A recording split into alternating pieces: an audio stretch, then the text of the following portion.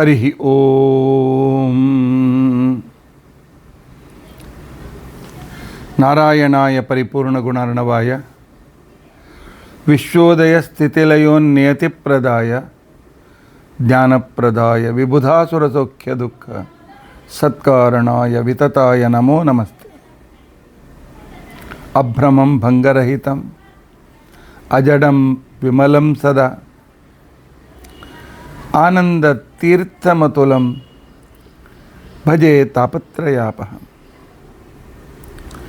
भवति यदनुभावादेडमूकोऽपि वाग्मी जडमतिरपि जन्तुर्जायते प्राज्ञमौलिः। सकलवचनचेतो देवता भारती सा मम वचसि निधत्तां सन्निधिं मानसे च। अस्मद्गुरुसमारम्भां टीकाकृत्पादमध्यगां श्रीमदाचार्यपर्यन्तां वन्दे गुरुपरम्परा।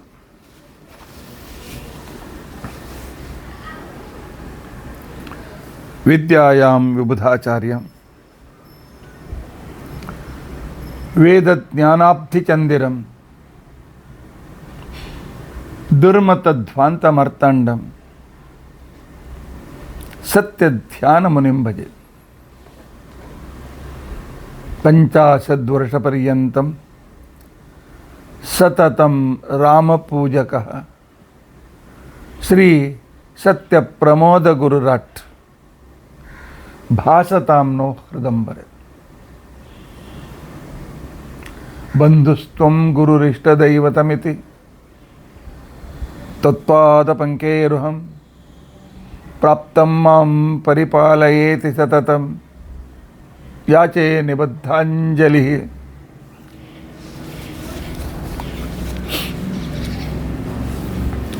चित्तं मद्गुणदोषचिन्तनविधौ नूनं मनं मा कृथाः।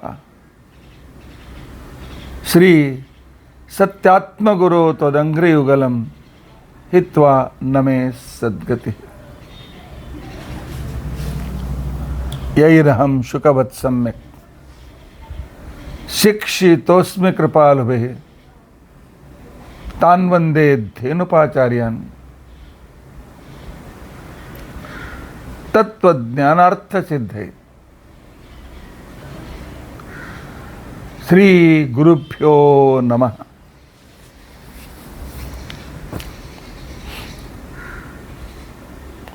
हरि ओम हरि ओम हरि ओम।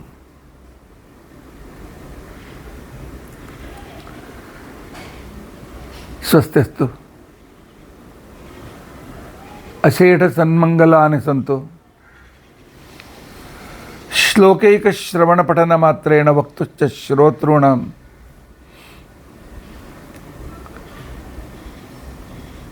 धर्माद्यखिल पुरुषार्थ साधने भूते। अद्य विष्णु तत्व निर्णय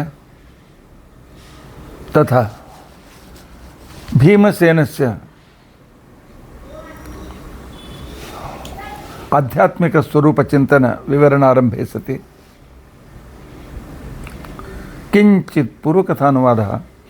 हरि ओम हरि ओम हरि ओम। हरे राम राम राम हरे हरे, हरे कृष्ण कृष्ण कृष्ण हरे हरे, हरे राम राम राम हरे हरे, हरे कृष्ण कृष्ण कृष्ण हरे हरे, हरे राम राम राम हरे हरे, हरे कृष्ण कृष्ण कृष्ण हरे हरे, हरे राम राम राम हरे हरे, ಹರೇ ಕೃಷ್ಣ ಹರೇ ಕೃಷ್ಣ ಕೃಷ್ಣ ಕೃಷ್ಣ ಹರೇ ಹರೇ. ಶ್ರೀ ಗುರುಭ್ಯೋ ನಮಃ. ಹರಿ ಓಂ ಹರಿ ಓಂ ಹರಿ ಓಂ.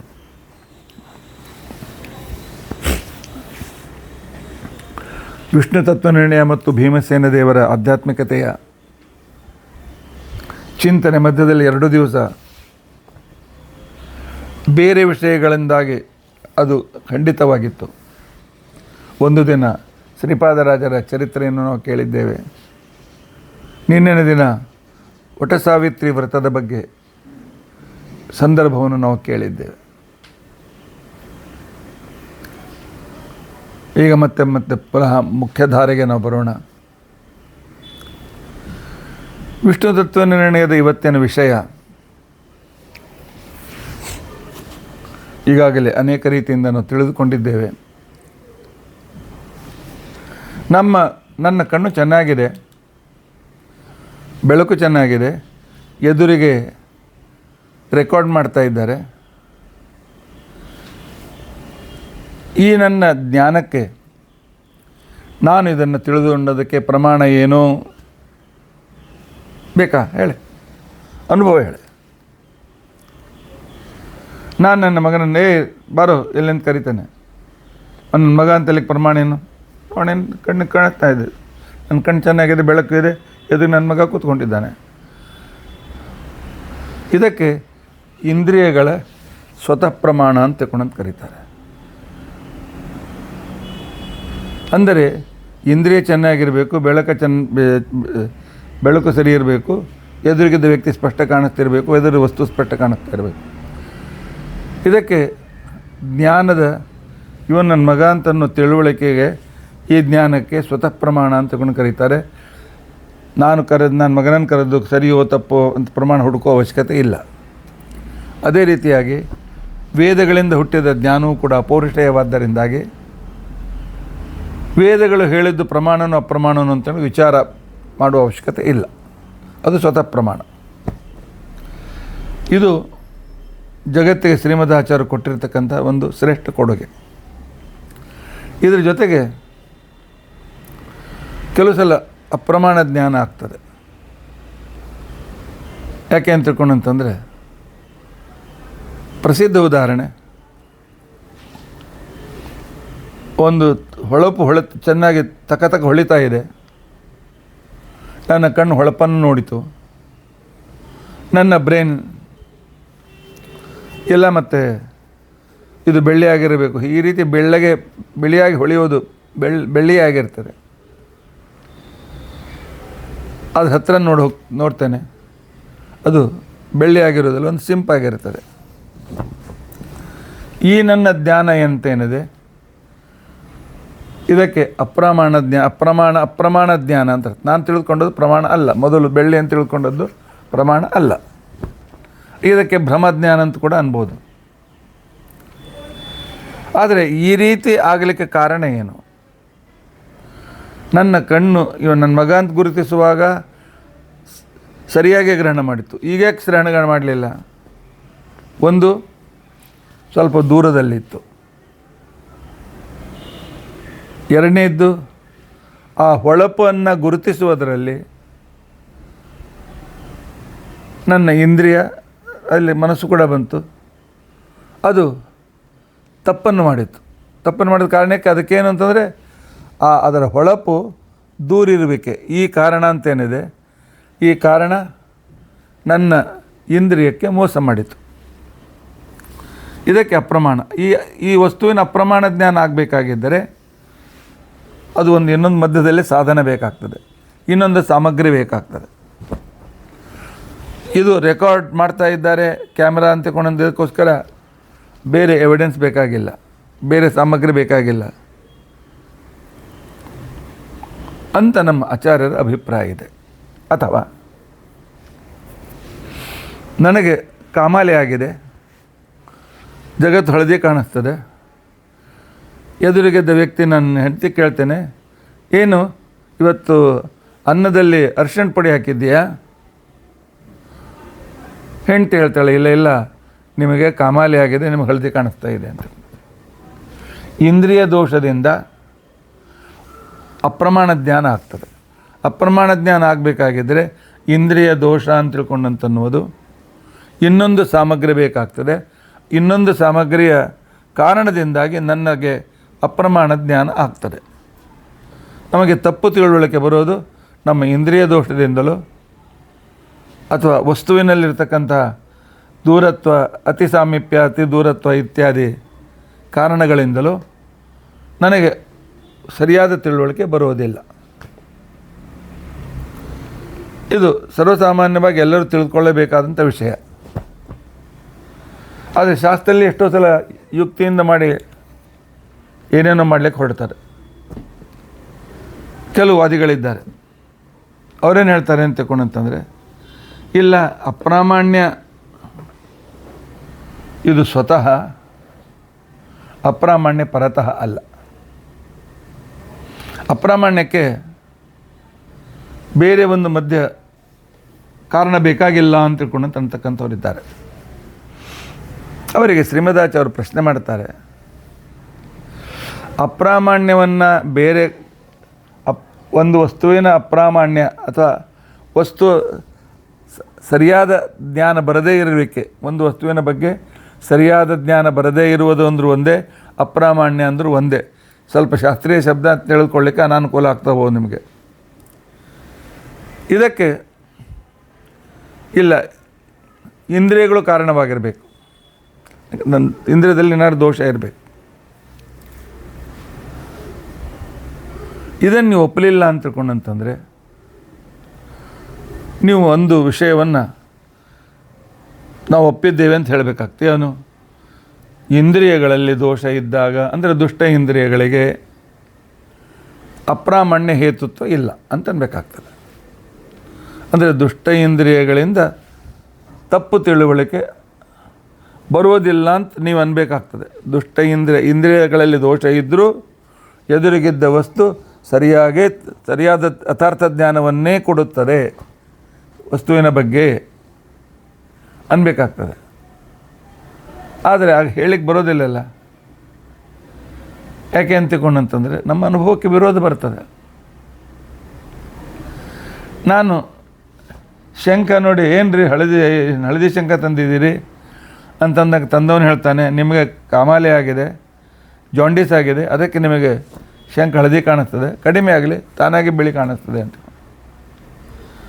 ನಮ್ಮ ಅನುಭವ ಏನು ಮಾಡ್ತದೆ ಅಂತಕೊಂಡಂತಂದರೆ, ಇಂದ್ರಿಯಗಳಲ್ಲಿ ದೋಷ ಇದ್ದಾಗ ವಸ್ತುಗಳ ವಿಷಯದಲ್ಲಿ ನಮ್ಮ ತಿಳುವಳಿಕೆ ಸರಿಯಾಗಿ ಇರೋದಿಲ್ಲ. ಆದ್ದರಿಂದಾಗಿ ಒಂದು ವಸ್ತುವಿನ ಬಗ್ಗೆ ಅಪ್ರಮಾಣತೆ ಬರಬೇಕಾಗಿದ್ದರೆ ಅವರಲ್ಲಿ ನಮಗೆ ದೋಷ ಕಾಣಬರಬೇಕು. ಶ್ರೀನಿವಾಸಾಚಾರ್ಯರು ವಟಸಾವಿತ್ರಿ ಕಥೆಯ ಬಗ್ಗೆ ನಿನ್ನೆ ಕಥೆ ಹೇಳಿದರು. ಅವ್ರು ಹೇಳಿದ್ದು ಸರಿ ಇದೆ ಅಂತ ನಿಮಗೆ ಭಾವನೆ ಬರ್ತದೆ. ಯಾಕೆ? ಅನೇಕ ದಿನದಿಂದ ನನ್ನ ಪ್ರವಚನ ಕೇಳ್ತಾ ಇದ್ದೀರಿ. ಅದರಿಂದಾಗಿ ಇವರು ಶಾಸ್ತ್ರ ನೋಡಿಕೊಂಡೇ ಹೇಳ್ತಾರೆ ಅಂತ ತಿಳ್ಕೊಂಡಂತೇಳಿ ನಿಮಗೆ ಇನ್ನೊಬ್ಬ ಪಂಡಿತರು ಹೇಳಿದರು, ಇಲ್ಲ ಮತ್ತು ಸಾವಿತ್ರಿ ಅಪ್ಪನ ಹೆಸರು ಅಶ್ವಪತಿ ಅಲ್ಲ, ಇನ್ನೊಂದು ಯಾವುದೋ ಹೆಸರಿದೆ ಅಂತ ತಿಳ್ಕೊಂಡಂತೇಳಿ. ಆಗ ನೀವೇನು ಮಾಡ್ತೀರಿ? ಮಹಾಭಾರತ ತೆಗೆದು ನೋಡ್ತೀರಿ. ತೆಗೆದು ನೋಡಿದಾಗ ಅಶ್ವಪತಿಯಂತೆ ಇತ್ತು, ಓ ನಾಗರಳ್ಳಿ ಶ್ರೀನಿವಾಸ ಹೇಳಿದ್ದು ಪ್ರಮಾಣ ಅಂತಂತೇಳಿ.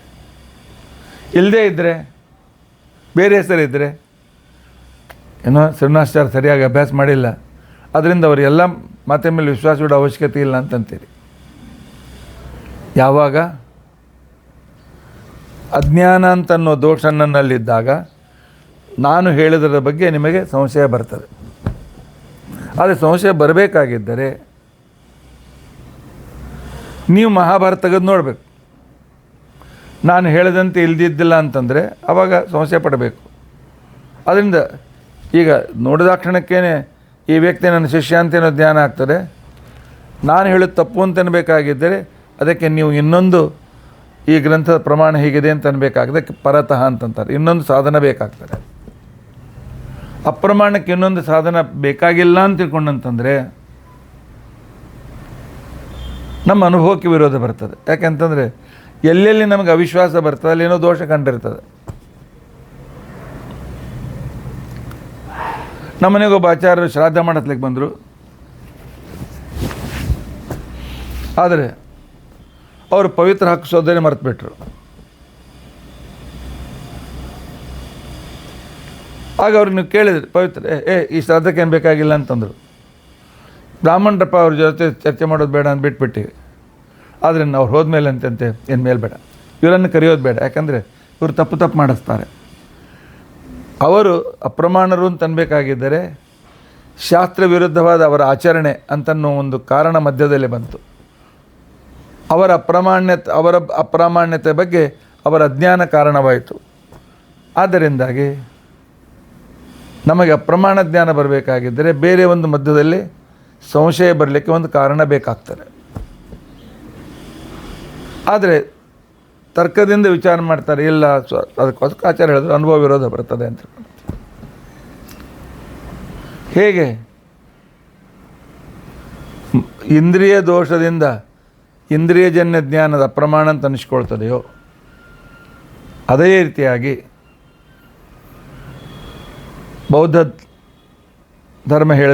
ಬೌದ್ಧ ಗ್ರಂಥಗಳು ಹೇಳಿದ ಮಾತು, ಜೈನ ಗ್ರಂಥ ಹೇಳಿದ ಮಾತು,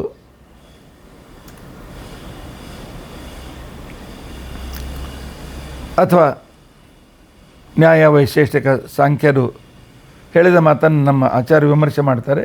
ಇವರು ನೀವು ತಪ್ಪು ಹೇಳ್ತಾ ಇದ್ದೀರಿ ಅಂತ ತಿಳ್ಕೊಂಡಂತೆ. ಅವರ ವಾಕ್ಯದಲ್ಲಿ ಗೌತಮ ಬುದ್ಧರು ಹೇಳಿದ್ದು ತಪ್ಪು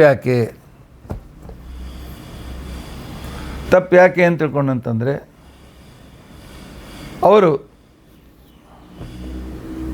ಮೋಸ ಮಾಡುವುದಕ್ಕೋಸ್ಕರವೇ ಪರಮಾತ್ಮ ಯಾರು ವೇದದ ಸಹಾಯವನ್ನು ತೆಗೆದುಕೊಂಡು ವೇದಗಳಲ್ಲಿ ಹಿಂಸಾಕೃತ್ಯವನ್ನು ಮಾಡಿ ಜಗತ್ತಿನಲ್ಲಿ ವೇದದ ಹೆಸರಿನಲ್ಲಿ ಜನರಲ್ಲಿ ಒಂದು ರೀತಿಯಾಗಿರ್ತಕ್ಕಂತಹ ಜನರಿಗೆ ದುಃಖಕರವಾದಂಥ ವಾತಾವರಣ ನಿರ್ಮಾಣ ಮಾಡಿದರು. ಇಲ್ಲ, ಈ ಯಜ್ಞದಲ್ಲಿ ಕುರಿಯನ್ನು ಬಲಿ ಕೊಡ್ರಿ, ಆ ಯಜ್ಞದಲ್ಲಿ ಹಸುವನ್ನು ಬಲಿ ಕೊಡ್ರಿ, ಆ ಯಜ್ಞದಲ್ಲಿ ಇನ್ನೊಂದು ಕೊಡ್ರಿ ಅಂತ ಈ ರೀತಿಯಾಗಿ ಚಾಲೂ ಮಾಡಿ ತಮ್ಮ ಸ್ವಾರ್ಥವನ್ನು ಸಾಧಿಸ್ಕೊಳ್ತಾ ಇರುವಾಗ ಇಂಥವರನ್ನು ದೂರ ಕರೆಸಬೇಕು ಅನ್ಬೇಕಾದ್ರೆ ಸ್ವಲ್ಪ ದಿನ ವೇದದ ಬಗ್ಗೆ ಇರತಕ್ಕಂಥ ಹುಚ್ಚು ನಂಬಿಕೆ ಅದನ್ನು ದೂರ ಮಾಡಬೇಕಾಗಿತ್ತು. ಅದಕ್ಕಾಗಿ ಗೌತಮ ಬುದ್ಧರು ಬಂದರು. ಪರಮಾತ್ಮ ಬುದ್ಧನಾಗಿ ಬಂದ, ಹೇಳಿದ ವೇದ ಅಪ್ರಮಾಣಂ. ಸರಿಯಾಗಿ ತಿಳುವಳಿಕೆ ಇಲ್ಲದೆ ಇದ್ದವ್ರು ಏನು ಮಾಡಿದರು? ವೇದಗಳು ಪ್ರಮಾಣ ಅಲ್ಲ ಅಂತ ತಿಳ್ಕೊಂಡ್ರು.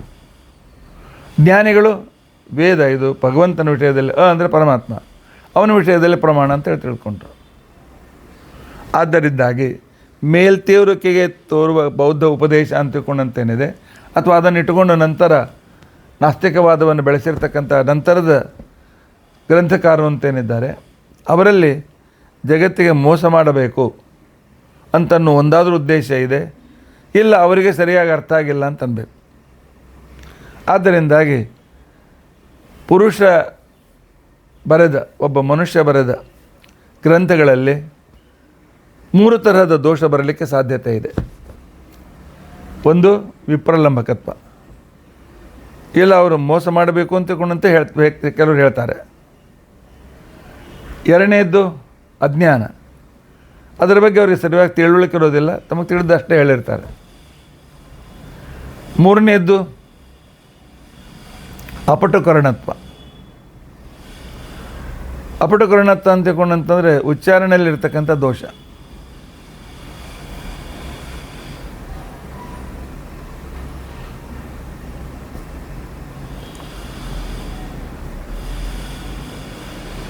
ಒಂದ್ಸಲ ಏನಾಯಿತು ಅಂತ ತಿಳ್ಕೊಂಡಂತಂದರೆ,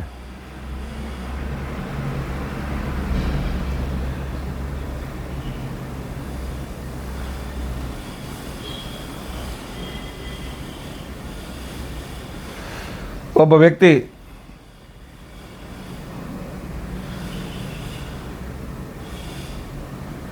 ತನ್ನ ಮನೆಗೆ ಒಬ್ಬನ ಊಟಕ್ಕೆ ಕರೆದ. ಊಟಕ್ಕೆ ಕರೆದ ಕ್ಷಣಕ್ಕೇನೆ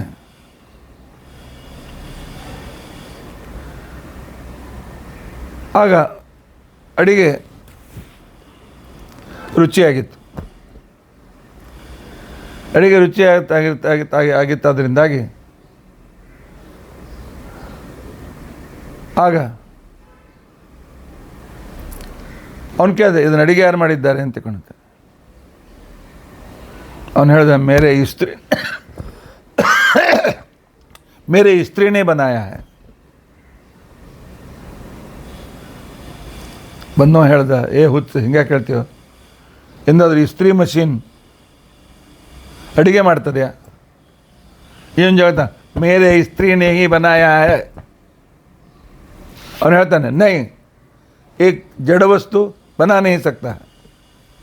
ಇವನು ಹೇಳ್ದ, ಕ್ಯಾ ಮೇರೆ ಸ್ತ್ರೀ ಕೋ ಅಪ್ನೆ ಜಡ ವಸ್ತು बोला ಅಂತ ಜಗಳ ತೆಗೆದ. ಹಾಂ, ಸ್ತ್ರೀ ತೋ ಜಡ ಹಿ ಹೋತಾ ಹೈ.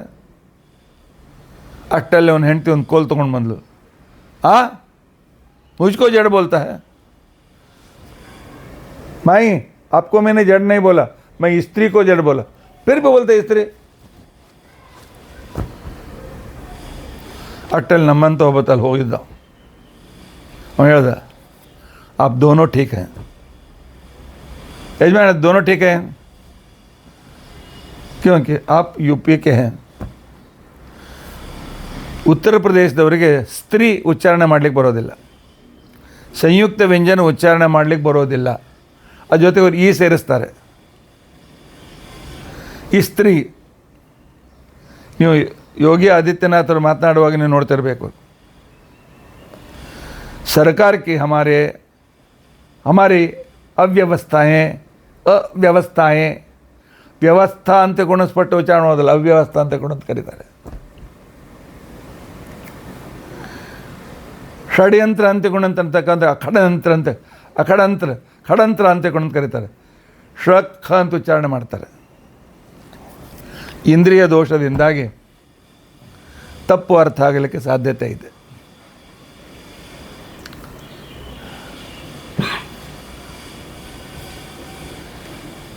ಒಬ್ಬ ನನ್ನಂಥ ವ್ಯಕ್ತಿ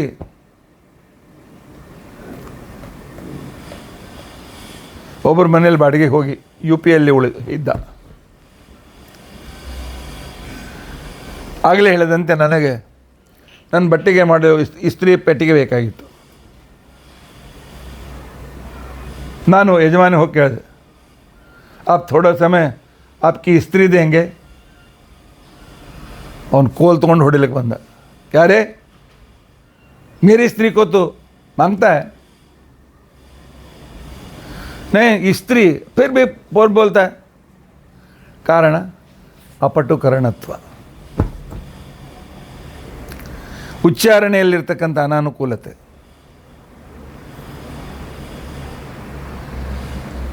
ಸ್ವಲ್ಪ ನಾವು ಉತ್ತರ ಕನ್ನಡದ ಕಡೆಗೆ ಹೋದರೆ, ಮಂಗಳೂರು ಕಡೆಗೆ ಹೋದರೆ, ಅಲ್ಲಿ ಕೆಲವರಿಗೆ ಮಹಾಪ್ರಾಣ ಉಚ್ಚಾರಣೆ ಮಾಡಲಿಕ್ಕೆ ಬರೋದಿಲ್ಲ. ಅವ್ರು ಹೇಳ್ತಾರೆ, ನಮಗೆ ಭಾಳ ದುಃಖವಾಗಿದೆ, ನನಗೆ ಭಾಳ ದುಃಖವಾಗಿದೆ ಅಂತೇಳಿ. ಸಂಸ್ಕೃತ ಕಲ್ತಿದ್ರೆ ಉಚ್ಚಾರಣೆ ಸರಿ ಮಾಡ್ತಾರೆ, ಇಲ್ಲದೆ ಮಾಡೋದಿಲ್ಲ. ಏನು ರೀ, ನಾನು ಭಾಳ ಸುಖವಾಗಿದ್ದೀನಿ ರೀ, ಸುಖವಾಗಿದ್ದೀನಿ ಅಂತಲ್ಲ. ಅವ್ರು ತಪ್ಪು ಹೇಳೋದಿಲ್ಲ, ಸರಿ ಹೇಳ್ತಾರೆ.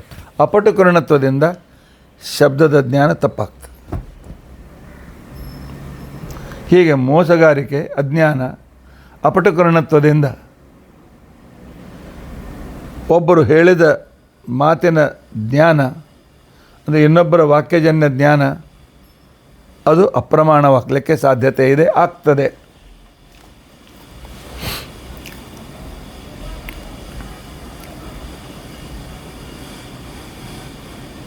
ಆದ್ದರಿಂದಾಗಿ ಪೌರುಷೇಯ ವಾಕ್ಯ ಬೇಕಾಗಿಲ್ಲ. ವೇದದಲ್ಲಿ ಈ ರೀತಿಯಾದ ಪುರುಷ ರಚನೆ ಮಾಡಿಲ್ಲ. ಆದ್ದರಿಂದ ಅಲ್ಲಿ ವಿಪ್ರಲಂಬತ್ವಕ್ಕೂ ಇಲ್ಲ, ಮೋಸ ಮಾಡಬೇಕು ಅಂತ ಇಚ್ಛೆಯೂ ಇಲ್ಲ, ಅಜ್ಞಾನವೂ ಇಲ್ಲ, ಆ ನಂತರ ಅಪಟುಕರಣತ್ವೂ ಇಲ್ಲ. ಆದ್ದರಿಂದ ವೇದಗಳು ಪ್ರಮಾಣ ಇಲ್ಲ. ನಾನು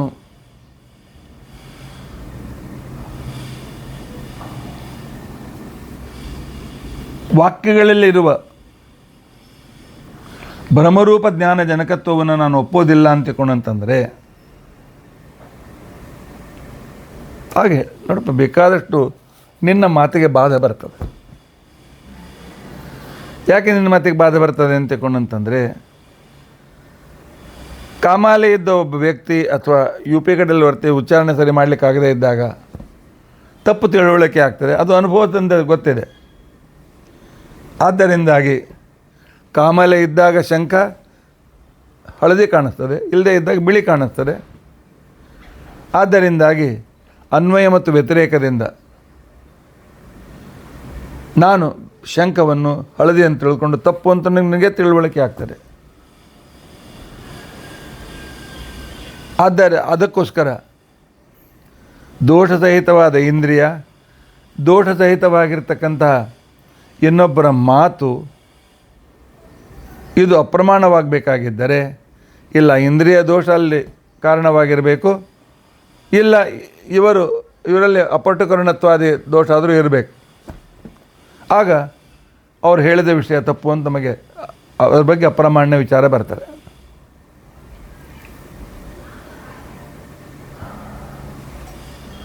ಇಲ್ಲ ನಾನು ಪುರುಷ ದೋಷ ನಿಬಂಧನತ್ವ ವಾಕ್ಯಕ್ಕೆ ಒಪ್ಪುವುದಿಲ್ಲ, ಯಾರು ಮೋಸಗಾರ ಮಾಡೋದೇ ಇಲ್ಲ ಅಂತಂತೆ ನಾನು. ಯಾರು ಹೇಳ್ತಾರೆ ಸರಿಯೇ ಹೇಳ್ತಾರೆ ಅಂತ. ಒಬ್ಬ ಹೇಳಿದ ವ್ಯಕ್ತಿ ಅವನು ತಪ್ಪು ಹೇಳೋಕ್ಕೆ ಸಾಧ್ಯವೇ ಇಲ್ಲ ಅಂತಂತೀನಿ ಅಂತಂದರೆ ಅದಕ್ಕೆ ಆಚಾರ್ಯ ಹೇಳ್ತಾರೆ, ಇದಕ್ಕೂ ಕೂಡ ಅನುಭವ ವಿರೋಧ ಬರ್ತಪ್ಪ. ಯಾಕೆ ಅಂತಕೊಂಡಂತಂದರೆ, ನಾನು ನ್ಯಾಯಶಾಸ್ತ್ರದ ಆಶ್ರಯವನ್ನು ತೆಗೆದುಕೊಂಡು ಹೇಳ್ತೇನೆ, ಈ ಬೆಂಕಿ ಸುಡೋದಿಲ್ಲ, ಕೈಯಲ್ಲಿ ತೋ ಹಿಡಿ. ನಾನು ಚಿಮಟಾದಲ್ಲಿ ಹಿಡ್ಕೊಂಡಿದ್ದೇನೆ, ಹಿಡಿ, ಕೈಯಲ್ಲಿ ಹಾಕ್ತಾನೆ ಬೆಂಕಿ. ಅವನು ಹೇಳ್ತಾನೆ ಬೆಂಕಿ ಸುಡ್ತದೋ ಅಂತ ತಿಳ್ಕೊಂಡು ಹೇಳಿ. ಇಲ್ಲ, ಅಗ್ನಿ ಅನುಷ್ಣ, ಈ ಬೆಂಕಿ ಉಷ್ಣ ಇಲ್ಲ. ಯಾಕೆ? ದ್ರವ್ಯತ್ವಾತ್. ಅಗ್ನಿ ಒಂದು ದ್ರವ್ಯ. ಹಾಗೆ ಈ ಪುಸ್ತಕನೂ ಒಂದು ದ್ರವ್ಯ. ಪುಸ್ತಕ ಕೈಯಲ್ಲಿ ಸುಡ್ತದೇನ? ಈ ಕಲಶ ಕೈಯಲ್ಲಿ ತೆಗೆದುಕೋ, ಸುಡ್ತದೇನು? ಸುಡೋದಿಲ್ಲ. ಹೇಗೆ ಪುಸ್ತಕ ಮತ್ತು ಈ ಕಲಶಗಳು ದ್ರವ್ಯವಾಗಿವೆಯೋ ಅದೇ ರೀತಿಯಾಗಿ ಬೆಂಕಿಯು ದ್ರವ್ಯವಾಗಿದೆ. Logically it is correct. ಆದರೆ ಅನುಭವದಲ್ಲಿ ಕೈಯಲ್ಲಿ ಹಾಕ್ಕೊಂಡು ನೋಡಿ ಬೆಂಕಿ ಗೊತ್ತಾಗ್ತದೆ. ಆಗ ಇನ್ನೊಬ್ಬರು ಹೇಳುವ ಮಾತು ತಪ್ಪಾಗಲಿಕ್ಕೆ ಸಾಧ್ಯತೆ ಇಲ್ಲ ಅಂತ ಏನಂದಿಯಲ್ಲ, ಇಲ್ಲಿ ನಿನಗೆ ಈ ರೀತಿಯಾಗಿರ್ತಕ್ಕಂಥ ವ್ಯಭಿಚಾರ ಬರ್ತದೆ, ಅಥವಾ ಈ ರೀತಿಯಾಗಿರ್ತಕ್ಕಂತಹ ಬಾಧನಿನ ಮಾತುಗಳಿಗೆ ಬಾಧ ಬರ್ತದೆ. ಆದ್ದರಿಂದಾಗಿ ಪ್ರಾಮಾಣ್ಯವನ್ನು ಪರತಃ ಒಂದು ಬೇರೆ ಕಾರಣದಿಂದ ಒಂದು ವಸ್ತುವಿನ ಇಂದ್ರಿಯ ದೋಷದಿಂದಾಗಲೋ ಅಥವಾ ವಸ್ತು ದೋಷದಿಂದಾಗಲೋ ಅಥವಾ ಹೇಳ್ತಕ್ಕಂಥವನ್ನು ಅಜ್ಞಾನಾದಿಗಳಿಂದಾಗಲೋ ಅವನ ವಿಷಯದಲ್ಲಿ ನಮಗೆ ಅಪ್ರಾಮಾಣ್ಯ ಜ್ಞಾನ ಬರ್ತದೆ. ಆದ್ದರಿಂದಾಗಿ ಪ್ರಾಮಾಣ್ಯವನ್ನು ಪರತಃ ಅಂತ ಅನ್ನಲೇಬೇಕು. ಇಲ್ಲ ನಾನು ಇನ್ನೊಬ್ಬರು ಹೇಳುವ ಮಾತಿಗೆ ಅವರ ಉಪದೇಶಕ್ಕೆ ಅಪ್ರಮಾಣಭೂತ ಜ್ಞಾನ ಜನಕತ್ವ ಇಲ್ಲ ಅಂತ ನಾನು ಅಂತೇನೆ. ಈ ಶಬ್ದಶಾಸ್ತ್ರೀಯ ಇದರ ಅರ್ಥ ಏನು ಅಂತಂದರೆ, ಯಾವಾಗ ಇಂದ್ರಿಯಗಳು ತಪ್ಪಾದ ಅರ್ಥವನ್ನು ಮಾಡಿಕೊಡ್ತವೆ ಆಗ ನಾವು ಅನುಪ್ರಮಾಣ ಅಂತ ಅನಿಸ್ಕೊಂಡಿರ್ತಕ್ಕಂಥ ಇಂದ್ರಿಯಗಳಿಗೆ ಅಪ್ರಾಮಾಣ್ಯ ಜನಕತ್ವವನ್ನು ಹೇಳ್ತೇವೆ. ಏನು ಇಂದ್ರಿಯ ದೋಷ ಇದೆ, ತಪ್ಪಾಗಿ ತಿಳಿಸಿದೆ ಅಂತ ತಿಳ್ಕೊಂಡಂತ ಹೇಳ್ತೇವೆ. ಇಲ್ಲ ನಾನು ಇದನ್ನು ಒಪ್ಪೋದಿಲ್ಲ ಅಂತಕೊಂಡಂತಂದರೆ ಆಗ ಅವನಿಗೆ ನಾವು ಎರಡು ಕಾರಣವನ್ನು ಕೇಳ್ತೇವೆ, ಎರಡು ಪ್ರಶ್ನೆ ಕೇಳ್ತೇವೆ. ಏನಪ್ಪ, ತಪ್ಪು ವಾಕ್ಯಗಳಿಗೆ ಅಪ್ರಾಮಾಣ್ಯ ಇಲ್ಲ ಅಂತಂತೀಯ ಅಥವಾ ಅಪ್ರಾಮಾಣ್ಯ ಸ್ವತಃ ಅಂತಂತೀಯ?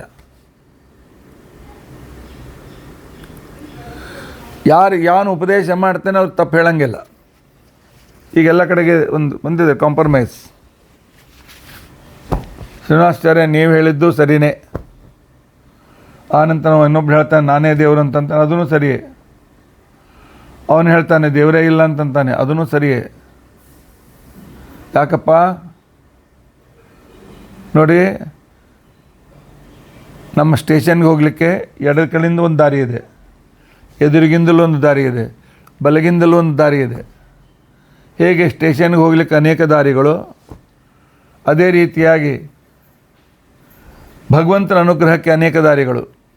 ಒಬ್ಬನು ದೇವರಿಲ್ಲ ಅಂತಂತಾನೆ, ಒಬ್ಬನು ಎಲ್ಲರೂ ಒಟ್ಟು ಅನೇಕ ಎಲ್ಲ ಹೋಗಿ ಒಟ್ಟು ತಿಳುವಳಿಕೆ. ಒಟ್ಟು ಯಾರು ಏನು ಮಾತನಾಡ್ತಾರೆ ಅದು ಯಾವಾಗಲೂ ಸತ್ಯವಾಗಿರ್ತದೆ.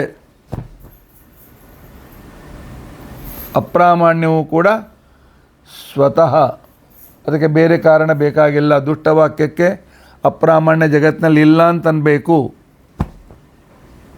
ಒಪ್ತೀಯಾ? ಹೌದು, ನಾನು ಒಪ್ತೇನೆ. ಯಾರು ಹೇಳಿದ್ರು ಅದು ತಪ್ಪಿರೋದಿಲ್ಲ. ಈಗಿನ ಕಾಲದಲ್ಲಿ ಸಾಹಿತ್ಯದಲ್ಲಿ, ಜಗತ್ತಿನ ವಿಚಾರ ವಿಮರ್ಶೆಯಲ್ಲಿ, ವಾದ ವಿವಾದದಲ್ಲಿ ಒಂದು ನಿಯಮ ಬಂದಿದೆ, ನಾನೇ ಹೇಳುವುದಟ್ಟು ಸತ್ಯ ಅಂತ ಆಗ್ರಹ ಬೇಕಾಗಿಲ್ಲ. ಅದು ಸತ್ಯವಾಗಿದ್ದರೂ ಆಗ್ರಹ ಬೇಕಾಗಿಲ್ಲ. ಎಲ್ಲರೂ ಹೇಳಿದ್ರಲ್ಲಿ ಏನೋ ಒಂದು ಸತ್ಯ ಇದೆ ಅಂತ ತಿಳ್ಕೊಳ್ಬೇಕು ಅಂತ ಒಂದು ಹುಚ್ಚುತನ ಬಂದಿದೆ. ಆದರೆ ಇದು ವೇದಾಂತ, ಇದು ಸಾಹಿತ್ಯ ಅಲ್ಲ. ವೇದಾಂತದಲ್ಲಿ ಮ್ಯಾಥಮೆಟಿಕ್ಸ್ ಇದ್ದಂತೆ 2 + 2 4, 3 ಅಲ್ಲ, 5 ಅಲ್ಲ, 7 ಅಲ್ಲ, 10 ಅಲ್ಲ, ಏನೂ ಅಲ್ಲ. ಹಾಗೆ ಇದು ಸರಿಯಾದ ತಿಳುವಳಿಕೆ, ಇದು ತಪ್ಪು ತಿಳುವಳಿಕೆ, ಇದು ನಿರ್ಧಾರ. ದುಷ್ಟವಾಕ್ಯಗಳಿಗೆ ಅಪ್ರಾಮಾಣ್ಯ ಇಲ್ಲ ಅಂತಿಕೊಂಡಂತಂದರೆ ಅನುಭವಕ್ಕೆ ವಿರೋಧ ಬರ್ತದೆ. ಉದಾಹರಣೆಗೆ ಕಣ್ಣು ಕಾಮಾಲಿ ಆಗಿರ್ತಕ್ಕಂಥ ನಾನು ಹೇಳ್ತೇನೆ ಈ ಶಂಖ ಹಳದಿಯಾಗಿದೆ ಅಂತ ತಿಳ್ಕೊಂಡಂತೇಳಿ, ನನ್ನ ಇಂದ್ರಿಯ ದೋಷ ಸಹಿತವಾದ್ದರಿಂದಾಗಿ ಶಂಖ ಪೀತಃ ಅಂತಿಕೊಂಡಂತನ್ನುವ ನನ್ನ ಮಾತು ತಪ್ಪು. ಆದ್ದರಿಂದಾಗಿ ಮಾತಿಗೆ ಅಪ್ರಮಾಣ ಇಲ್ಲ ಅಂತ ಅನ್ಲಿಕ್ಕೆ ಬರೋದಿಲ್ಲ. ನನ್ನ ಮಾತು ಅಪ್ರಮಾಣ, ಇಲ್ಲಿ ಮಾತ್ರ ಅಪ್ರಮಾಣ. ಅಥವಾ ಅಜ್ಞಾನ, ಅಹಂ ಬ್ರಹ್ಮಾಸ್ಮಿ ಅಂತ ತಿಳ್ಕೊಂಡಂತ ಹೇಳಿ ಉಪನಿಷತ್ತುಗಳಲ್ಲಿ ಮಾತು ಬಂತು. ಆಗ ಕೆಲವರು ಅರ್ಥ ಮಾಡಿದರು, ನೋಡಿ ಉಪನಿಷತ್ತು ಹೇಳ್ತದೆ ನಾನೇ ಬ್ರಹ್ಮ ಅಂತ ಹೇಳ್ತಾ ಇದೆ. ಆಚಾರ್ಯ ಹೇಳಿದರು ರೆಫರೆನ್ಸ್ ಆ್ಯಂಡ್ ಕಾಂಟೆಕ್ಸ್ಟ್ ನೋಡ್ಕೋಪ. ಯಾವನ ಎದುರಿನಲ್ಲಿ ದೇವರು ಪ್ರತ್ಯಕ್ಷನಾದಾಗ ಆ ಋಷಿ ದೇವರನ್ನು ಪ್ರಾರ್ಥನೆ ಮಾಡ್ತಾ ಹೇಳ್ತಾನೆ, ಅಹಂ ಬ್ರಹ್ಮಾಸ್ಮಿ, ಹೇ ಬ್ರಹ್ಮ ಅಹಂ ಅಸ್ಮಿ. ನಾನು ಒಂದೇ, ನೀನು ಒಂದೇ ತಪಸ್ಸು ಯಾಕೆ ಮಾಡಬೇಕಾಗಿತ್ತು? ಅವನನ್ನು ಯಾಕೆ ಸ್ತೋತ್ರ ಮಾಡಬೇಕು? ಹಾಗಾದ್ರೆ ಅಹಂ ಬ್ರಹ್ಮಾಸ್ಮಿ ಅಂದರೆ ಅರ್ಥ ಏನು? ಮೊದಲೇನು ಅಜ್ಞಾನಿ, ನನಗೆ ಅರ್ಥ ಆಗಲಿಲ್ಲ. ಆಚಾರ್ಯರಿಗೆ ಅರ್ಥ ಆಯಿತು. ಆಚಾರ್ಯ ಹೇಳಿದರು ಅಹಂ ಅಂತಂದರೆ ನಿನ್ನನ್ನು ಅಹೇಯತ್ವಾತ್ ಅಹಂ ನಾಮ, ಪರಮಾತ್ಮ ನಿನ್ನನ್ನು ಬಿಟ್ಟು ಇರಲಿಕ್ಕಾಗೋದಿಲ್ಲ. ಅಹಂ ಮತ್ತೇನಿದ್ದಿ? ಬ್ರಹ್ಮ, ನೀನು ಗುಣಪೂರ್ಣನಾಗಿದ್ದೆ. ಮತ್ತೇನಿದ್ದಿ ಪರಮಾತ್ಮ? ಅಸ್ತಿ ಇತಿ ಮೇಯ, ನಿನ್ನನ್ನು ನಾವು ಪರಮಾತ್ಮ ಗುಣಪೂರ್ಣ, ಪರಮಾತ್ಮನ ಬಿಟ್ಟಿರಲಿಕ್ಕಾಗೋದಿಲ್ಲ, ಪರಮಾತ್ಮ ನಮ್ಮ ಜೀವನದಲ್ಲಿ ಅನಿವಾರ್ಯ ಅಂತನ್ನೋದನ್ನು ನಾವು ತಿಳಿದುಕೊಳ್ಳಲೇಬೇಕು ಅಂತನ್ನುವ ಅರ್ಥ ಅಹಂ ಬ್ರಹ್ಮಾಸ್ಮಿ ಅಂತನೋ ಶಬ್ದದಿಂದ ಹೊರಡುತ್ತದೆ. ಇದು ತಿಳುವಳಿಕೆ ಇದ್ದವನ ಮಾತು ಪ್ರಮಾಣ. ನಾನೇ ದೇವರು ಅಂತ ಅಂದ್ಕೊಂಡಂತಕ್ಕಂಥವನ ಅರ್ಥ ಹಚ್ಚಿದಂಥವನ ಮಾತು ಅಪ್ರಮಾಣ. ಈ ರೀತಿಯಾಗಿ ಜಗತ್ತಿನಲ್ಲಿ ವ್ಯವಹಾರ ಇದೆ ಇಲ್ಲ. ಜನ್ಯಜ್ಞಾನ ಅಥವಾ ಹೇಳಿದ ಮಾತು ಅಪ್ರಮಾಣವೇ ಅಲ್ಲ ಅಂತಿಕೊಂಡಂತಕ್ಕಂಥ ನಿಮ್ಮ ಮಾತು ಸರಿ ಬೀಳೋದಿಲ್ಲ. ಉದಾಹರಣೆಗೆ ಆಗ ಕಣ್ಣಿನ ಉದಾಹರಣೆ ಹೇಳಿದೆ, ನಾಲ್ಗೆ ಉದಾಹರಣೆ. ನಮ್ಮ ಆಂಧ್ರ ಪ್ರದೇಶದವರಿಗೆ ಒಳ್ಳೆ ಹಸಿ ಮೆಣಸಿನಕಾಯಿ ಚಟ್ನಿ ಬೇಕು, ಎಲ್ಲರೂ ಒಳ್ಳೆ ಕೆಂಪು ಮೆಣಸಿನಕಾಯಿ ಒಳ್ಳೆ ಖಾರ ಚಟ್ನಿ ಬೇಕು. ನಾನು ಊಟಕ್ಕೆ ಕೂತ್ಕೊಂಡಿದ್ದೆ, ಸ್ವಲ್ಪ ಉತ್ತರ ಕರ್ನಾಟಕದವನು, ಸಿಹಿ ತಂದ ಅಭ್ಯಾಸ. ಸ್ವಲ್ಪ ಚಟ್ನಿ ಬಾಯಲ್ಲಿ ಇಟ್ಕೊಂಡೆ, ಸ್ವಲ್ಪ ನೀರು ಕೊಡ್ರಿ ಅಂತ ತಗೊಂಡ್ರೆ ಎದುರಿಗೆ ನಮ್ಮ ಶಿಷ್ಯ ಕೂತ್ಕೊಂಡಿದ್ದ, ಆಂಧ್ರ ಪ್ರದೇಶದವನು, ಆಚಾರ್ಯ ಏನು ಖಾರ ಇಲ್ಲ ತಿನ್ಬಿಡಿ. ಯಾಕೆ? ಅವನಿಗೆ ಖಾರ ತಿಂದು ತಿಂದು ಅವನ ನಾಲಿಗೆಗೆ ದಡ್ಡು ಬಿದ್ದೋಗಿದೆ. ಅದರಿಂದಾಗಿ ಅವನು ಖಾರ ಖಾರ ಅನಿಸೋದಿಲ್ಲ. ಆಗ ಅವನ ಮಾತನ್ನು ಪ್ರಮಾಣ ಅಂತ ಅನ್ಲಿಕ್ಕಾಗ್ತದ? ನಾ ತಿಂದು ಕಣ್ಣಂಗೆ ನೀರು ಬರಲಿಕ್ಕತ್ತದ ನನಗೆ. ಅನುಭವಕ್ಕೆ ವಿರೋಧ. ಅಥವಾ ಇನ್ನು ಕೆಲವರಿಗೆ ಈರುಳ್ಳಿ ಬೆಳ್ಳುಳ್ಳಿ ದಿನ ತಿಂದು ತಿಂದು ಆ ದುರ್ಗಂಧ ಅಭ್ಯಾಸ ಆಗಿರ್ತದೆ. ಅವ್ರು ನನ್ನ ಹತ್ರ ಬದಿಯಲ್ಲಿ ಬಂದು ಕೂತ್ಕೊಂಡ್ರೆ ಆ ಬೆವರಿನಿಂದ ಗಬ್ಬು ವಾಸ ಬರ್ತದೆ. ಸ್ವಲ್ಪ ದೂರ ಮೂಗು ಮುಚ್ಕೊಳ್ಬೇಕಾಗ್ತದೆ. ನಾನು ಏನು ದುರ್ಗಂಧ ಬರ್ತಾಯಿದ್ರಿ, ಸ್ವಲ್ಪ ದೂರ ಕೊಡ್ರಿ. ಎಲ್ಲೇ ದುರ್ಗಂಧ ಬರ್ತಾಯಿದೆ? ಈಗ ನಾನು ಸ್ನಾನಗೇನ ಮಾಡಿ ಬಂದಿದ್ದೇನೆ. ಸ್ನಾನ ಮಾಡಿದ್ದೀರಿ ಮಹಾರಾಯರೇ, ನಿಮ್ಮ ಬೆವರಿನಿಂದ ಬೆಳ್ಳುಳ್ಳಿ ವಾಸನೆ ಬರ್ತಾಯಿದೆ. ಆಗ ಅವರ ಮಾತು ಅಪ್ರಮಾಣ ಆಗ್ತದೆ. ದುರ್ಗಂಧ ಇಲ್ಲ ಅಂತನ್ನೋರ ಮಾತು ಅಪ್ರಮಾಣವಾಗ್ತದೆ. ಇನ್ನು ಕೆಲವರಿಗೆ ನಾವೆಲ್ಲ ಸಣ್ಣವರಿರುವಾಗ 18 ವರ್ಷ ಆದಮೇಲೆ ನಮಗೆ ಕಾಲಲ್ಲಿ ಚಪ್ಪಲಿ ಬಂತು. ಹಾಗೆ ಹೋಗ್ತೇವೆ, ಮುಳ್ಳಿನ ನೆಲದಲ್ಲಿ ಹಾಗೆ ಹೋಗ್ತಿದ್ದೇವೆ. ಬಿಸಿಲಲ್ಲಿ ಹಾಗೆ ಅಭ್ಯಾಸ ಇತ್ತು. ನಮ್ಮ ಕಾಲಿನ ಅಂಗಾಲು ಗಟ್ಟಿಮುಟ್ಟಾಗಿತ್ತು.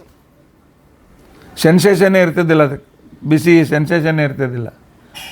ನಾವು ಎಲ್ಲಿ ಬಿಸಿಲದ್ರಿ ಕಾಲೆಲ್ಲಿ ಸುಡ್ತದೆ ಅಂತ ಹೇಳಿದ್ರೆ ಮತ್ತೆ ಸತ್ಯ ಏನದು? ಕಾಲು ಸುಡೋದು ಸತ್ಯ. ನನ್ನ ಅಭ್ಯಾಸ ಆಗಿದ್ದು, ನನ್ನ ಇಂದ್ರಿಯಕ್ಕೆ ಅದರ ಜ್ಞಾನ ಬೇಗನೆ ಆಗಲಿಲ್ಲ. ಅದಕ್ಕೋಸ್ಕರ ಹೀಗೆ ಇಂದ್ರಿಯಗಳ ದೋಷದಿಂದ ಸರಿಯಾದ ತಿಳುವಳಿಕೆ ಹೇಗಾಗೋದಿಲ್ವೋ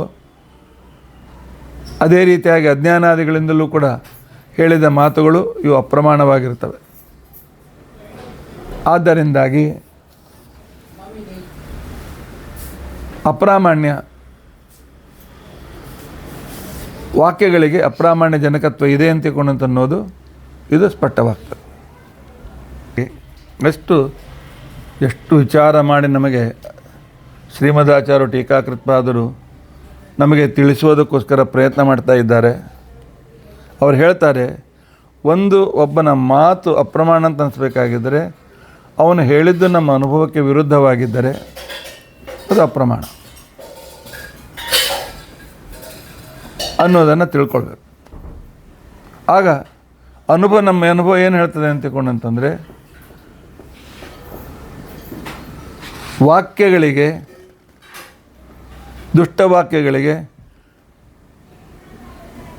ಅಪ್ರಾಮಾಣ್ಯ ಇದೆ, ಅಪ್ರಾಮಾಣ್ಯ ಇಲ್ಲ ಅಂತನ್ನುವ ಏನು ನಿನ್ನ ಸ್ಟೇಟ್ಮೆಂಟ್ ಇದೆ ಸರಿಯಲ್ಲ.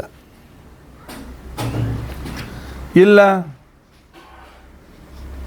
ಜನ್ಯಜ್ಞಾನಕ್ಕೆ ಅಪ್ರಾಮಾಣ್ಯವೇ ಇರೋದಿಲ್ಲ ಅನ್ಬೇಕಾಗಿದ್ದರೆ ಆವಾಗ ನೀನು ಅಪ್ರಾಮಾಣ್ಯ ಸ್ವತಃ ಅಂತನ್ಬೇಕು. ಅಪ್ರಾಮಾಣ್ಯ ತಾನಾಗೇ ಆಗ್ತದೆ ಅಂತ ಹೇಳಿ ಅದು ಕೂಡ ಅನುಭವ ವಿರುದ್ಧ.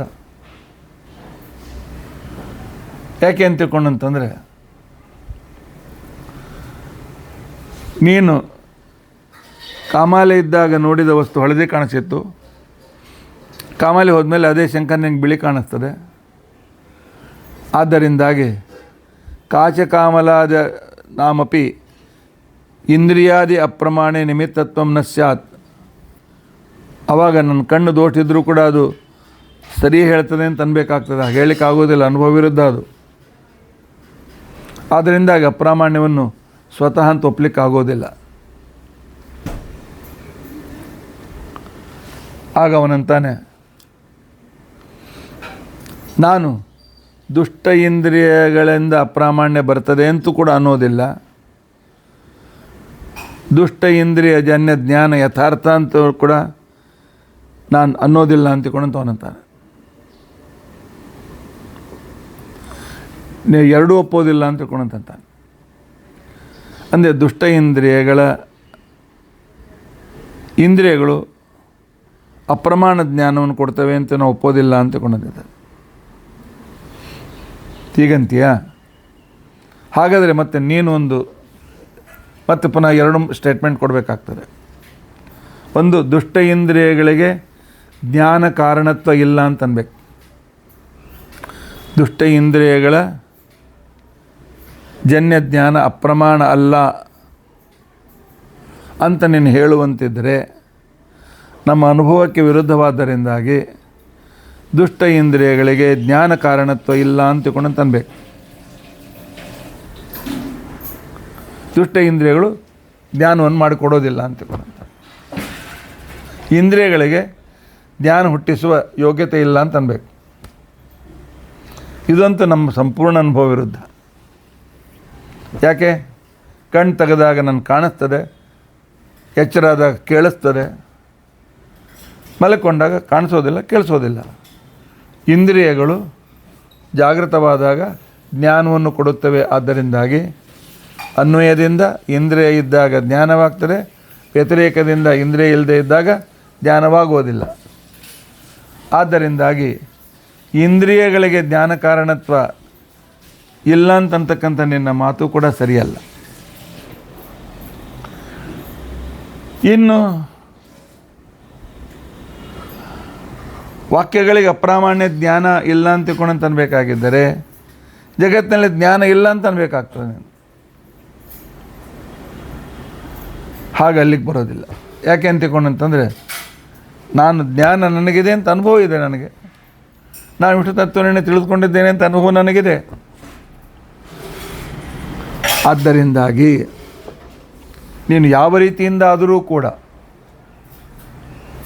ಇಂದ್ರಿಯಜನ್ಯ ಜ್ಞಾನ ಪ್ರಮಾಣ ಅಲ್ಲ. ಆನಂತರ ಅಪಟುಕರಣತ್ವಜನ್ಯವಾದ ವಾಕ್ಯಗಳು ಅಪ್ರಮಾಣ ಅಲ್ಲ, ಅಪ್ರಾಮಾಣ್ಯ ಸ್ವತಃ ಇತ್ಯಾದಿ ಎಲ್ಲ ಏನು ಹೇಳಲಿಕ್ಕೆ ನೀನು ಪ್ರಯತ್ನ ಮಾಡಿದೆಯಲ್ಲ, ನಿನ್ನ ಪ್ರಯತ್ನ ಇದು ಯಾವ ರೀತಿಯಿಂದಲೂ ಕೂಡ ಸರಿಯಲ್ಲ. ಇಲ್ಲ ದುಷ್ಟ ಇಂದ್ರಿಯಗಳ ಜನ್ಯ ಜ್ಞಾನ ಯಥಾರ್ಥ ನಾನು ಅಂತೀನಿ ಅಂತ ತಿಳ್ಕೊಂಡಂತಂದರೆ ಇದಂ ರಜತಂ ಶಂಖಃ ಪೀತಃ ಅಂತ ತಿಳ್ಕೊಂಡಂತ ಅನ್ನೋದನ್ನು ಪ್ರಮಾಣ ತೋಪಬೇಕಾಗ್ತದೆ.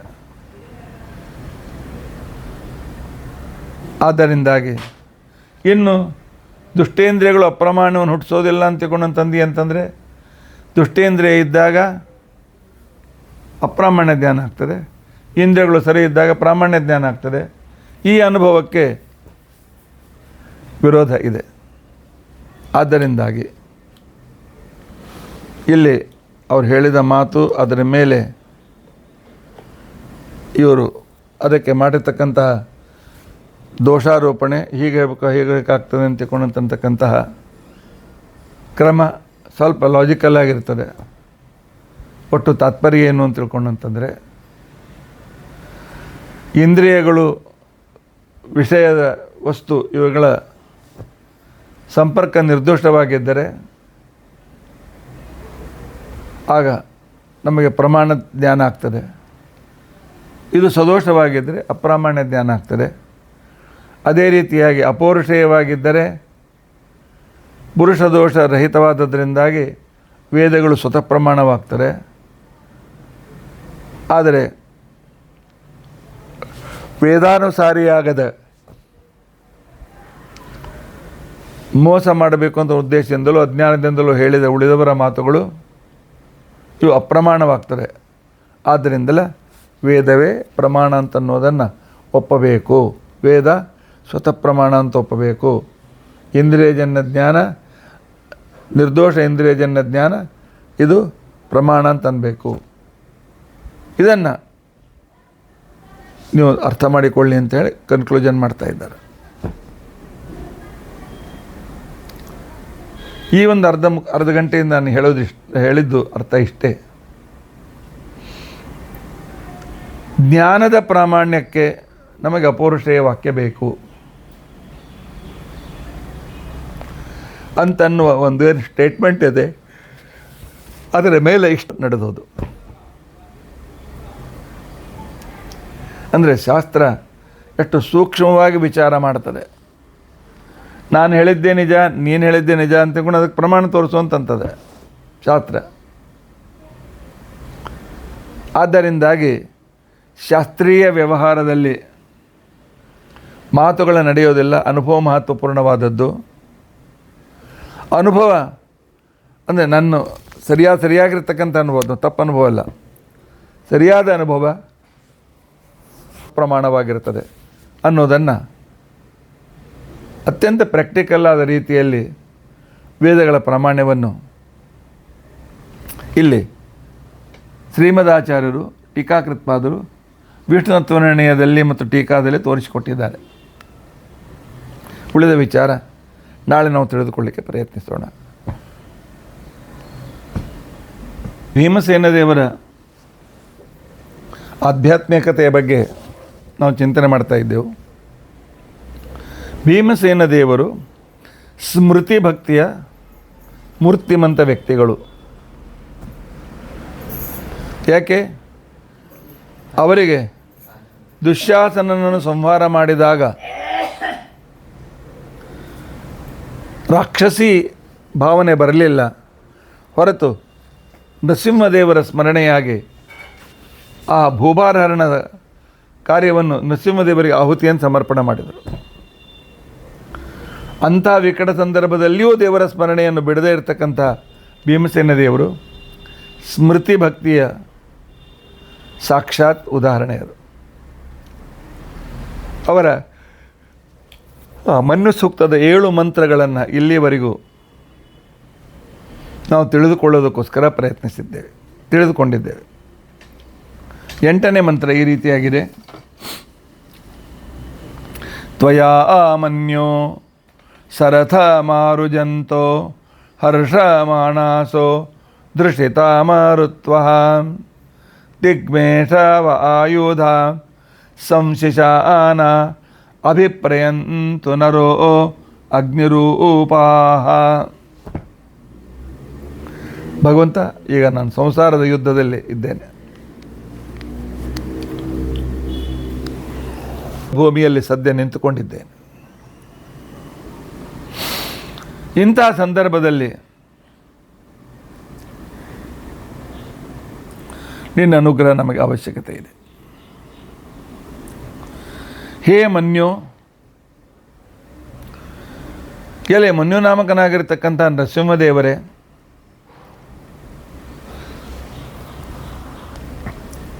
ನಮ್ಮನ್ನು ಅನುಗ್ರಹಿಸಿರಿ. ನಿಮ್ಮ ಅನುಗ್ರಹದ ಅವಶ್ಯಕತೆ ನಮಗೆ ಭಾಳ ಇದೆ. ಯಾಕೆ ಅಂತ ತಿಳ್ಕೊಂಡಂತಂದರೆ, ನೀವು ಅನುಗ್ರಹ ಮಾಡಿದರೆ ಅಂದರೆ ನೀವು ಅಗ್ರತೋ ನರಸಿಂಹಶ್ಚ ಪೃಷ್ಠತೋ ಗೋಪಿನಂದನ ನಮ್ಮ ಜೊತೆಗೆ ಬಂದು ನಿಂತ್ಕೊಂಡ್ರೆ, ಸರಥ ಆರುಜಂತಹ ರಥವನ್ನು ಏರಿ ನಮ್ಮ ಮೇಲೆ ಆಕ್ರಮಣ ಮಾಡಿದ ಶತ್ರುಗಳನ್ನು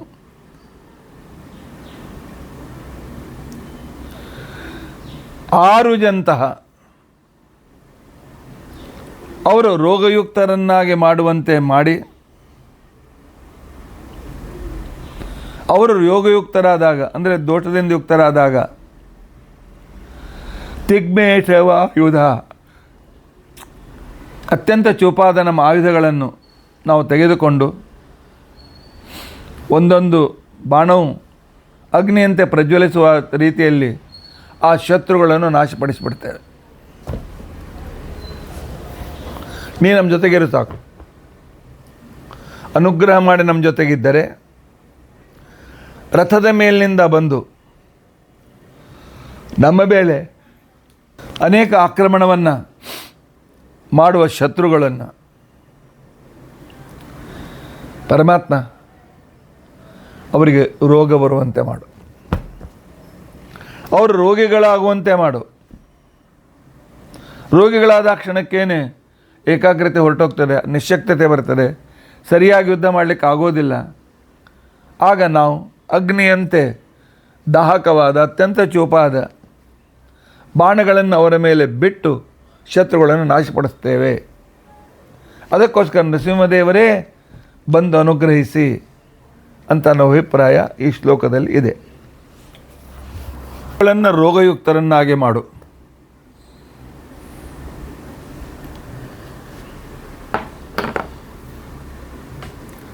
ಇದಕ್ಕೆ ಮಾಡ್ತಾರ ಅವರು ನರಸಿಂಹದೇವರು ಶತ್ರುಗಳನ್ನು ರೋಗಯುಕ್ತರನ್ನಾಗಿ ನಮಗೆ ಜಯ ತಂದು ಕೊಡ್ತಾರ ಅಂತ ಪ್ರಶ್ನೆ ಬಂದರೆ, ನವಾಬ್ ಉಲ್ ಮುಲಕ್ ಅಂತಕೊಂಡಂತ ಹೇಳಿ ಅಂತಕ್ಕಂಥ ಒಬ್ಬ ದುಷ್ಟ ಮುಸಲ್ಮಾನ್ ರಾಜನು ಸತ್ಯಬೋಧರನ್ನು ಹೌಸ್ ಅರೆಸ್ಟ್ ಮಾಡಿ ಅವರಿಗೆ ಹೇಳಿದ, ಈ ತಿರುಚನಾಪಳ್ಳಿಯ ಅಧಿಕಾರಿ ನಿಮ್ಮ ಶಿಷ್ಯ ಮುರಾರಿ ರಾವ್, ಅವನಿಗೆ ರಾಜ್ಯ ಬಿಟ್ಟು ಕೊಡಿ ಅಂತ ಹೇಳ್ಕೊಂಡು ಅಂತ ಹೇಳಿ. ಇವರು ಹೇಳೋದು ಯಾಕೆ ಬಿಟ್ಟು ಕೊಡಲಿ, ಯಾಕೆ ಹೇಳಿ?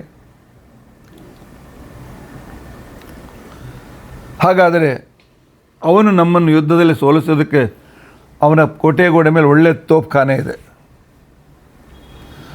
ಅವರು ನಾವು ಆಕ್ರಮಣ ಮಾಡಿದರೆ ತೋಪಿಂದ ನಮ್ಮೆಲ್ಲ ಅನೇಕ ಸೈನಿಕರು ಸತ್ತು ಹೋಗ್ತಾರೆ. ಹೀಗಾಗಿ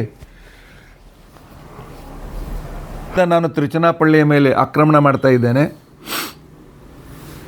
ನನಗೆ ಅದನ್ನು ಗೆಲ್ಲಕ್ಕಾಗಿಲ್ಲ, ನಡೆ ನಿಮ್ಮನ್ನು ಅಲ್ಲೇ ಕೂಡಿಸ್ತೇನೆ. ಎಲ್ಲಿ ಅವ್ರ ತೋಪಿನಿಂದ ಗುಂಡು ಬೀಳಿಸಿದರೆ ಎಲ್ಲಿ ಬಂದು ಬೀಳ್ತಿತ್ತೋ ಅಲ್ಲೇ ಒಂದು ಟೆಂಟ್ ಹಾಕಿ ಸತ್ಯಬೋಧರನ್ನು ಇಲ್ಲೇ ಇರಿ, ಇಲ್ಲೇ ನಿಮಗೆ ಬಾವಿ ವ್ಯವಸ್ಥೆ ಎಲ್ಲ ವ್ಯವಸ್ಥೆ ಮಾಡಿಕೊಡ್ತೇನೆ ಅಂತ. ಹೀಗಾಗಿ ಮುರಾರಿ ಗುಂಡು ಹಾಕುವಂತಿಲ್ಲ, ತಮ್ಮ ಗುರುಗಳ ಮೇಲೆ ಬೀಳ್ತದೆ. ಆಗ ಅವ್ನು ತೋಪು ಹಾಕೋದಿಲ್ಲ, ನಾವು ಅವ್ನು ಗೆಲ್ಬಹುದು ಅಂತ ತಿಳ್ಕೊಂಡು ಅಂತೇಳಿ. ಆದರೆ ಇವನ ದುಷ್ಟತೆಗೆ ಎಂದಾದರೂ ಒಬ್ಬ ಗುರುಗಳು ಸಹಾಯ ಮಾಡ್ತಾರೆಯಾ? ಸತ್ಯಬೋಧ ಶ್ರೀಪಾದಂಗಳವರು ಅತ್ಯಂತ ಗುಪ್ತತೆಯಿಂದ ಪ್ರತಿಮೆ ಶಾಲಿಗ್ರಾಮಗಳನ್ನು ಕೊಡಗಳಲ್ಲಿ ಹಾಕಿ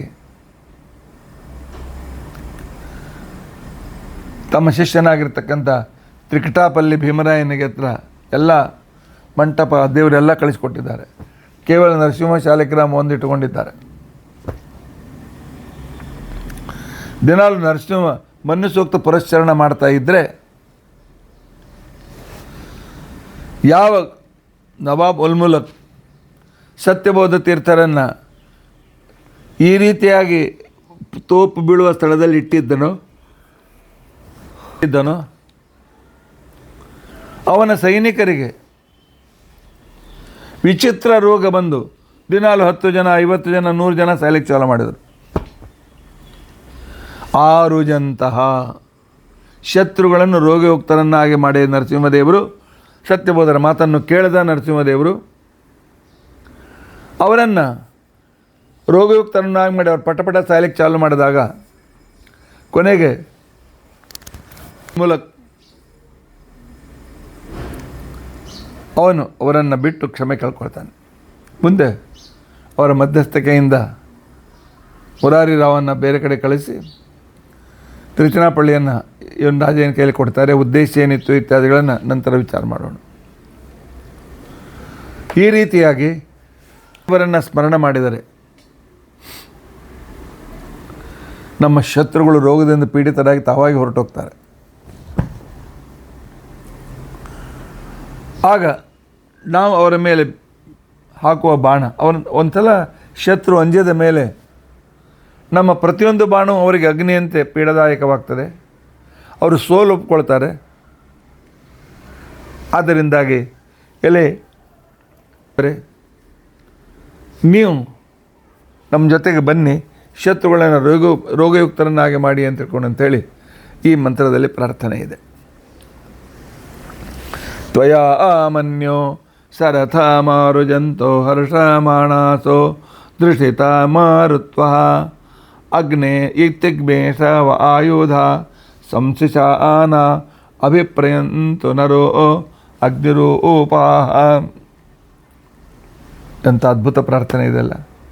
ನರಸಿಂಹದೇವ ಸ್ತೋತ್ರ ಹೇಳ್ತಾರೆ. ನಿಮ್ಮ ಶತ್ರುಗಳಿದ್ದರೆ, ಏನಾದ್ರು ಕೋರ್ಟ್ ಕಚೇರಿಯಲ್ಲಿ ವಾದ ನಡೀತಾ ಇದ್ದರೆ ಮನ್ಯು ಸೂಕ್ತ ನರಸಿಂಹ ಸ್ತೋತ್ರ ತಪ್ಪದೇ ಹೇಳಿ.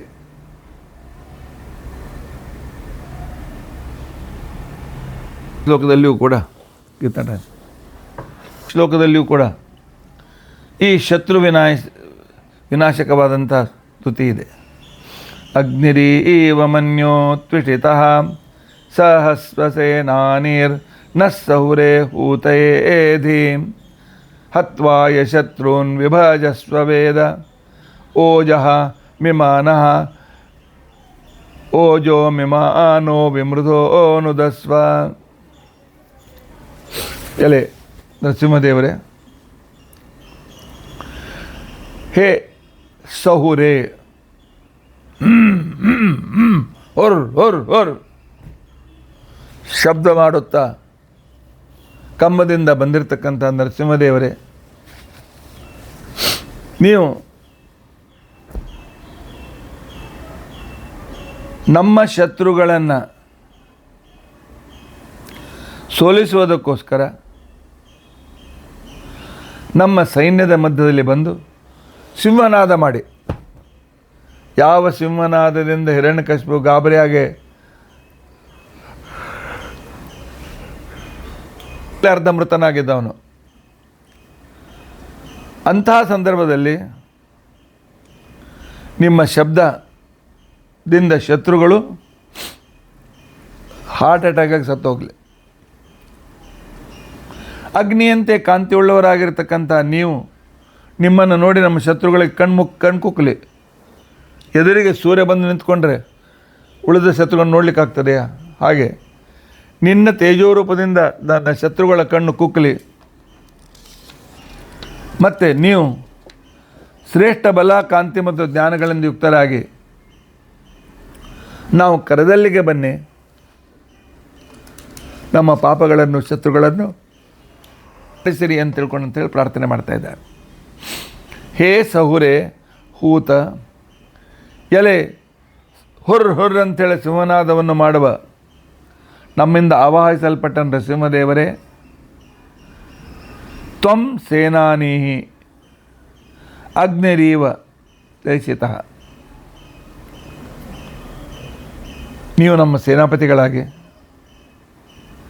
ಆನಂತರ ನೀವು ನಮ್ಮ ಶತ್ರುಗಳ ಮಧ್ಯದಲ್ಲಿ ಹೋಗಿ ಅವರಿಗೆ ನಿಮ್ಮ ತೇಜಸ್ಸಿನಿಂದ ಕಣ್ಣು ಕುಕ್ಕಿಸಿ, ಆಮೇಲೆ ನಿಮ್ಮ ಶ್ರೇಷ್ಠ ಬಲ ಓಜ ಕಾರಣಗಳಿಂದ ಶತ್ರುಗಳು ಮೋಸ ಹೋಗಿ ಅಲ್ಲೇ ಪ್ರಾಣವನ್ನು ಬಿಟ್ಬಿಡಲಿ.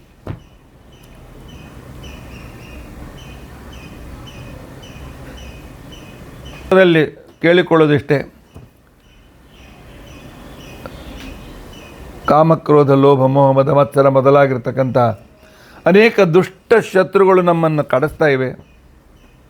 ನರಸಿಂಹದೇವರೇ ಬನ್ನಿ, ನಮ್ಮ ಸೈನ್ಯದಲ್ಲಿ ಸೇರಿಕೊಳ್ಳಿ. ನೀವು ಬಂದು ನಿಂತರೆ ಸಾಕು, ನಿಮ್ಮ ಕಾಂತಿಯನ್ನು ನೋಡಿ ಶತ್ರುಗಳ ಕಣ್ಣು ಕುಕ್ಕಿ ಓಡಿ ಹೋಗ್ತಾರೆ, ಅಥವಾ ನಿಮ್ಮ ಕ್ರೋಧದ ಅಗ್ನಿಯಲ್ಲಿ ಸುಟ್ಟು ಬೂದಿಯಾಗ್ತಾರೆ. ಆ ರೀತಿಯಾಗಿ ನೀವು ನನಗೆ ವಿಜಯವನ್ನು ತಂದುಕೊಡೋದಕ್ಕೋಸ್ಕರ ನನ್ನ ಮೇಲೆ ಸಂತುಷ್ಟನಾಗು ಅಂತ ತಿಳ್ಕೊಂಡು ಅಂತೇಳಿ ಭೀಮಸೇನ ದೇವರು ಕೇಳ್ಕೊಳ್ತಾ ಇದ್ದಾರೆ. ವಿಜೇಷ ಕರದಿಂದ ಇವಾನವಬ್ರ ಓಸ್ಮಾಕಂ ಮನ್ಯೋ ಅಧಿಪಾಭಾವೇಹಿ ಅಭಿಪ್ರೇಹಿ ದಕ್ಷಿಣತೋ ವೃತ್ರಾಣಿ ಜಂಘನಾ ಬಭೂ ಕೃದಿಂದ ಇವಾನವಬ್ರ ಮನ್ಯೋತ್ವಿಠಿತ ಸಹಸ್ವ ಸೇನಾ ನಿರ್ನಸ್ಸೌರೇ ಊತೇಧಿ ಹತ್ವಾಯ ಶತ್ರುನ್ ವಿಭಾಜಸ್ವ ವೇದ ಓಜೋ ಮಿಮಾನ್ ತಿಗ್ಮೇ ಹತ್ವಾಯ ಶತ್ರುನ್ ವಿಭಾಜಸ್ವ ವೇದ ಓಜೋ ಮಿಮಾನೋ ವಿಮೃತೋ ನುದಸ್ವ ಅಂಥೇಳಿ ಮೊದಲನೇ ಶ್ಲೋಕದಲ್ಲಿ ನಿಮ್ಮ ಅನುಗ್ರಹದಿಂದ ಶತ್ರುಗಳನ್ನು ನಾವು ಗೆಲ್ಲುತ್ತೇವೆ, ಆನಂತರ ಒಂದು ನಿಂತುಕೊಂಡು ನಮಗೆ ಅನುಕೂಲ ಮಾಡಿಕೊಡು ಅಂತ ಕೇಳ್ಕೊಂಡಿದ್ದಾರೆ. ಇಲ್ಲಿಯೂ ಕೂಡ ನೀವು ನಮ್ಮ ಸೇನಾಪತಿಯಾಗಿರಿ, ನಿಮ್ಮ ಕಾಂತಿಯಿಂದ ಶತ್ರುಗಳು ಸತ್ತು ಹೋಗ್ತಾರೆ, ನನಗೆ ವಿಜಯ ಸಿಗ್ತದೆ ಅಂತ ತಿಳ್ಕೊಂಡು ಅಂತೇಳಿ ಈ 9ನೇ ಮಂತ್ರದಲ್ಲಿ ಕೂಡ ಪ್ರಾರ್ಥನೆಯನ್ನು ಮಾಡಿಕೊಂಡಿದ್ದಾರೆ. ಈಗಾಗಲೇ ವೇಳೆ ಆದುದರಿಂದ ಮತ್ತು ನರಸಿಂಹದೇವರ ಮಹಿಮೆ ವಿಸ್ತಾರವಾಗಿ ಹೇಳೋದಿದೆ. ಆದ್ದರಿಂದಾಗಿ ಉಳಿದ ವಿಚಾರವನ್ನು ನಾಳಿನ ದಿವಸ ನಾವು ತಿಳಿದುಕೊಳ್ಳಿಕ್ಕೆ ಪ್ರಯತ್ನಿಸೋಣ. ಇತಿ ಅದ್ಯ ಕಥಾ ಪ್ರಸಕ್ತಿ. ಹರೇ ರಾಮ ರಾಮ ರಾಮ ಹರೇ ಹರೇ, ಹರೇ ಕೃಷ್ಣ ಕೃಷ್ಣ ಕೃಷ್ಣ ಹರೇ ಹರೇ. ಉಗ್ರಂ ವೀರಂ ಮಹಾವಿಷ್ಣುಂ ಜ್ವಲಂತಂ ಸರ್ವತೋಮುಖಂ ನೃಸಿಂಹಂ ಭೀಷಣಂ ಭದ್ರಂ ಮೃತ್ಯುಮೃತ್ಯುಂ ನಮಾಮ್ಯಹಂ. ಅಚ್ಯುತಾನಂತ ಗೋವಿಂದ ಸ್ಮೃತಿ ಮಾತ್ರಾರ್ಥಿನಾಶನ ರೋಗಾನ್ಮೇ ನಾಶಯ ಶೇಷ ಆಶು ಧನ್ವಂತರೇ ಹರೇ. ಅಕ್ಷಯಂ ಕರ್ಮ ಯಸ್ಮಿನ್ ಪರೇ ಸ್ವರ್ಪಿತಂ ಪ್ರಕ್ಷಯಂ ಯಾಂತಿ ದುಃಖಾನಿ ಅನ್ನಾಮತಃ. ಅಕ್ಷರೋ ಯೋಜರ ಸರ್ವದೇವಾಮೃತಃ ಕುಕ್ಷಿಗಮ್ಯಸ್ಯ ವಿಶ್ವಂ ಸದಾಚಾರ್ಯಕಂ ಪ್ರೀಣಯಾಮೋ ವಾಸುದೇವಂ ದೇವತಾ ಮಂಡಲ ಖಂಡವನ. ಶ್ರೀಕೃಷ್ಣಾರ್ಪಣಮಸ್ತು.